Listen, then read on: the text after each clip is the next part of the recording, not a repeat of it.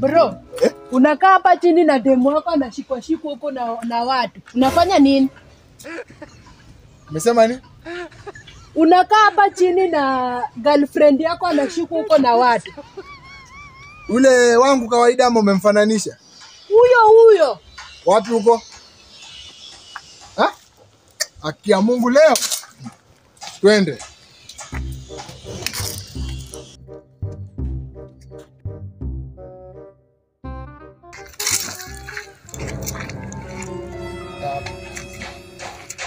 Nini mbaya? Nini mbaya?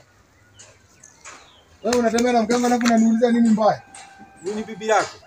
Wewe, mimi nafikiri uko kwa nyumba kumbe umekuja kutelekeza huko nje. Sasa mwanangu, wewe kila siku unasikianga tu ripoti zako. Sasa leo hii mwanangu, ndio kuramba. Twende. Wewe.